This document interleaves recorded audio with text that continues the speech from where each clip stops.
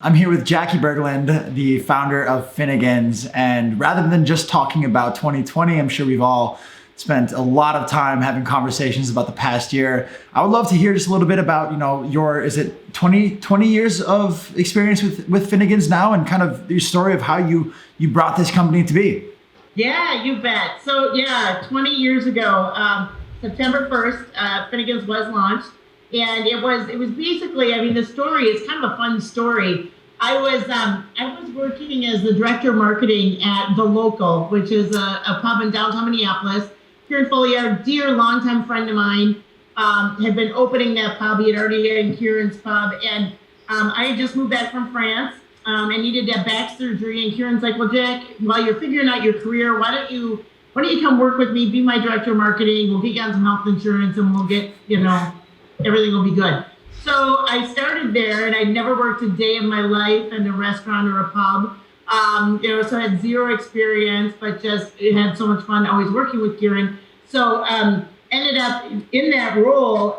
A friend of mine said, "Jackie, Kieran's become such a local celebrity. What if he created his own beer and he put his mug on it?" Yeah. Then I heard Billy Shore speak in Washington, D.C., and he said he was talking about having a for-profit company that funds nonprofit activities. And it was like my hair was on fire sitting there listening to the speech. So it was, what if we come up with our own beer, we give the profits back, we have our own kind of charity mission, and then we can package it up in a nice little bow and streamline all of our donations and do something that's really impactful that is in our wheelhouse. What do we do all day? We sell beer, right? I'm all about doing this in your wheelhouse.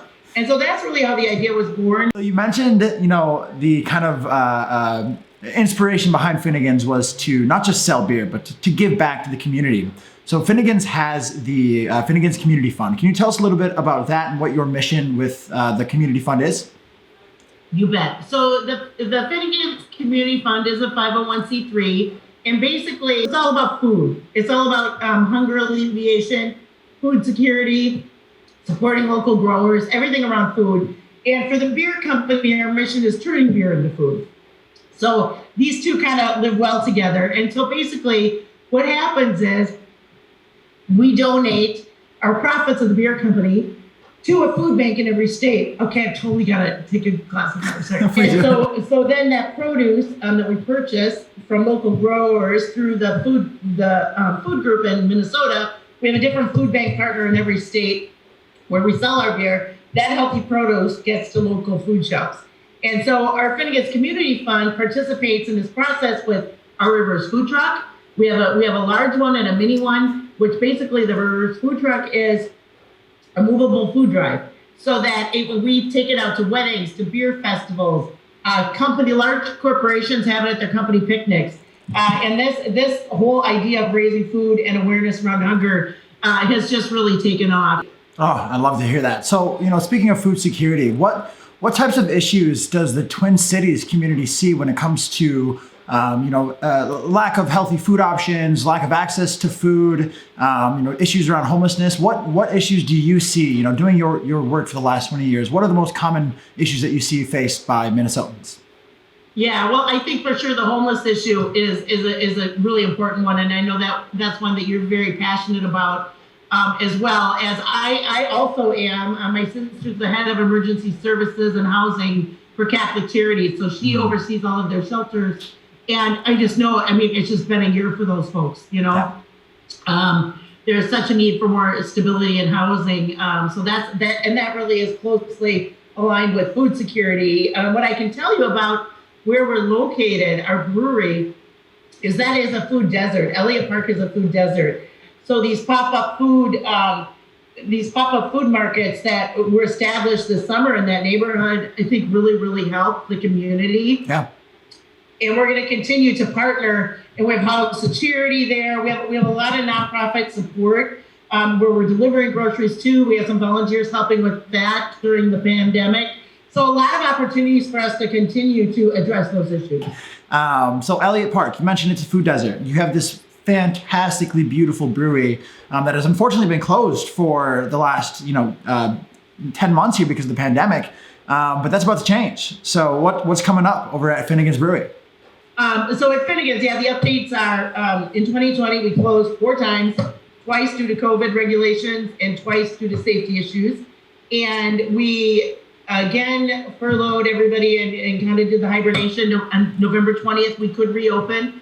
We chose not to, just because we don't feel that there's consumer confidence really to be coming out in a big way and being in bars and restaurants. And we don't think there's enough traffic downtown with so many of the businesses not there. Kind of our bread and butter is the happy hours and corporations downtown, and that traffic just isn't there. But what we decided, I think it was on March 1st, or maybe, yeah, I think it was March 1st, we decided, let's reopen just for the day on St. Patrick's Day.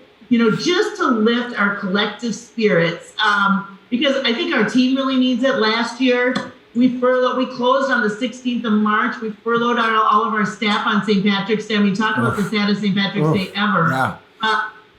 So we decided, what if we just throw a party? We do all the social distance stuff. We follow all the rules and regulations. But just let's have some Irish music and have people in to have some beers and some food, and we can be all safe distance. But I think we all just need a little uplifting something.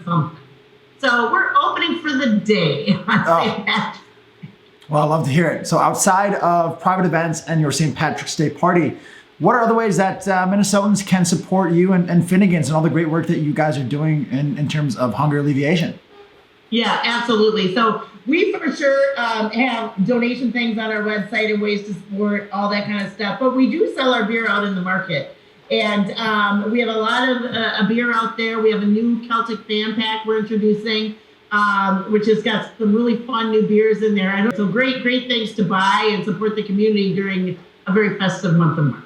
Oh, I love to hear it. I just had the Scotch Ale before my Dead Irish Poet here, but I have to say Did you like it? I really did like it. Yeah. Well, being a sock person, I have to bring up our lovely Finnegan socks. I have a pair sitting next to me here, but these are available online at finnegans.com, I believe, correct? Finnegans.org. Finnegans.org. Thank you.